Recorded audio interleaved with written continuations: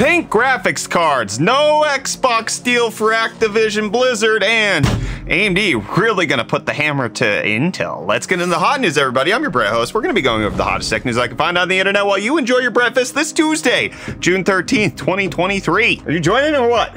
I'm looking. I'm staring at him. All right, we're gonna start off today talking about the Zephyr GPU, which just has a pink PCB. Ain't seen this before, never, not once. It's very cute. It is very cute. It's the world's first RTX graphics card with a pink PCB, Sakura design, not the weeby anime crap that you typically find. Less cleavage on this one, which is nice, but it does remind me of these Yeston GPUs. It's just, this is not. I saw fans from them earlier. Yeah. With Sakura on them. It would go so well with that other GPU. Good idea. Solid idea. You know what else is a solid idea? Today's video sponsor. In case you're looking to upgrade to a GPU that's probably not pink, you can check out Jawa because it's the place for gamers, by gamers, for you to buy and sell whatever you want. Whether it's your PC components, a whole PC, or just little things that you have lying around, like a graphics card that you can sell directly to Jawa themselves. They've got verified sellers so that you know that you're getting covered by the people who are trusted in the community. You can have a part of the community by joining their Discord, which is over 8,000 members strong, or you can be part of their commissions build program. In case you're looking to buy a PC, you can get paired up with one of those aforementioned verified sellers who will find out what you want, what games you want to play, what frame rate, all of that good stuff, and then they'll make a build for you specified based on what you want. Jawa really has all of the things that you could want when it comes to buying and selling PCs in a marketplace here in the United States. Don't you like it? I just had the realization that I can actually use them now. Yeah? What are you gonna sell? Everything. What do you have? All your stuff. There's so much stuff around here. He did leave a lot of stuff from 2020 that we're like rediscovering. You could sell that stuff. You could get a quick buck. So you guys can get a quick buck too, or spend the bucks over at Jawa, linked in the video description. Big thanks to them for sponsoring today's video. But looks like the FTC does not want to sponsor the acquisition of Activision Blizzard by Microsoft because they're filing an injunction to block it because it's supposed to close on July 18th. That's the deadline for all of it to be done. And FTC don't want that. They're already suing to stop it, and now they're filing an injunction to get this taken care of even quicker because it doesn't look like the FTC actually wants to jump in on this deal. Womp, womp, womp. Thank you, Reese. This is on top of the fact that the UK has not approved it. The EU did approve it, but one of the things that the UK did mention with this acquisition, one of the biggest issues was cloud gaming and the competition, which is why we're seeing Microsoft announce that the Game Pass games should be coming to GeForce Now. That way you can't think, oh, bad cloud competition because it's already on GeForce Now. Now, it will only be a select library, and it will be this year at some point. We don't have a whole lot of details on it, but this does appear to be one of the moves that Microsoft's making to try to force this acquisition of Activision Blizzard down everybody's throat. Great stuff. Suck it. Yeah. Suck the acquisition, Reese. But Microsoft also had their whole Xbox showcase a couple days ago, and they talked about the fact that they are not looking to upgrade their hardware. Cloud gaming's still going strong, but additionally, they're saying they're not getting the feedback that they need faster consoles. Right now, we're pretty set on the hardware we have, which a couple hours later, Bethesda talked about Starfield and how it's just gonna run at 30 FPS on consoles. Yay! It's totally fine, all right? With them saying, I think it'll come as no surprise given our previous games, what we go for. Always these huge open worlds, fully dynamic, hyper detail, where anything can happen. And we do want to do that. It's 4K in the X. It's 1440 on the S. We do lock it at 30 because we want that fidelity. We want all that stuff. We don't want to sacrifice any of it. 30 is what I think of when I think of fidelity. Just great stuff. Fortunately, in this one, we've got it running great. It's often running way above that. Sometimes it's 60, but on the consoles, we do lock it because we prefer the consistency where you're not even thinking about it. Do they at least, like, they should allow you on the X to drop down to 1440 60. That should be an allowance that they should have where it's not locked to 30. The fact that it is, it's frustrating, ridiculous, and we did find out that they are upgrading one of the consoles. They went from saying they're not doing any upgrades to find out, no, they are. They're changing the color and the storage options on the Series S. Starting September 1st, you can get it in black with 1 terabyte of storage. Kind of looks nice though. It does look really nice. It's only $50 more than the previous version. This is something that people wanted from the very beginning, but the price point of $350 puts it really close to the Series X, where people weren't saying it made a whole lot of sense, but it's a Starfield box. Yeah. Yay! You can buy it, but in case you want to play Starfield on the PC, you're going to have a better time as long as you have enough storage. 125 gigabytes is going to be the minimum. Yeah. It's a youchie. But PC specs, 2600X or 6800K for the CPU on minimum, 5700 and 1070 Ti for the GPU. That's minimum? That's minimum. Ooh, boy. That's not that bad. No. Those specs are 7 years old? Don't say it like that. That makes me feel old. Like the 1070 Ti was like one of the first graphics cards we covered when you first started working for me. Yeah, this is old. This is old. This is not brand new. I'll let them have it. What do you want it to be? Like an i3 2100? It's got to be like phone level. Okay. Well, recommended specs are 3600X or a 10600K and a 6800 XT with the 2080 for the GPU, which is not bad. Hopefully that means 60 FPS. Hopefully. We'll see. And lock it down. Lock it down. But hopefully we'll see Reese have some deals on lockdown. You got those right now? No, yes. He has no deals right now. I got them! I know you don't.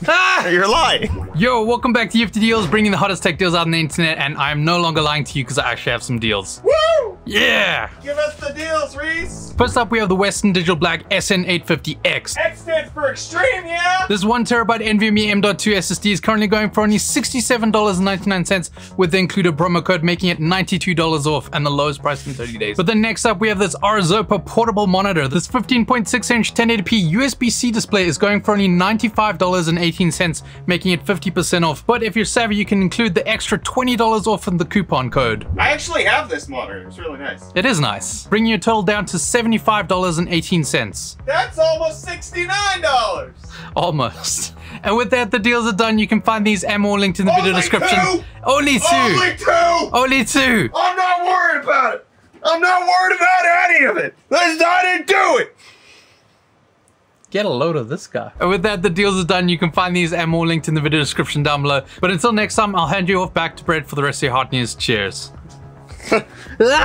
Thanks, Reese, I think. I don't know. I don't know what future Reese is gonna do, and it doesn't look like we know what future Elon Musk is gonna do, because we're finding out that he's not paying even more of his bills, not paying rent on the Twitter offices in San Francisco, and now finding out that he's not paying his cloud contracts. Google Cloud and Amazon Web Services are getting axed because their contracts are up for renegotiation, so they're not paying them ahead of time in order to make sure that they can either port them over to their own servers or get a more fair rate that they want in order to make all of this happen. But the key crucial thing here is once those things go down, this is actually a lot of stuff that they use for their safety and regulations to make sure that there's not unsavory content on the platform. So actually having this go down would be worse for the platform overall. But while there is a new CEO, I'm not sure how much she's taken over just yet and how much Elon's still running things. Yeah. Not quite sure. We'll have to wait and see how this plays out and whether or not they migrate everything over. And while Twitter might not be going the best, it does look like Tesla is getting all of the migration over to them, because now GM has announced that they're going to be using Tesla chargers on their vehicles starting in 2024. This is on top of the fact that Ford has said that they're already going to be doing that. And so GM electric vehicles will get access to the Tesla supercharger network. And this is the exact opposite way that the EU has gone. EU went with CCS chargers. Now it looks like America's going to be going Tesla. It doesn't really matter. Tesla has the best charging network in the United States. It kind of makes sense that it's rolling out. I just don't want to see it locked down to Tesla. And people didn't want to see their Netflix accounts locked down because of the location sharing that was happening, where they made it so you had to pay if you were in a different location than the original place that you signed up, and you had 30 days to access from that location in case you wanted to keep using it.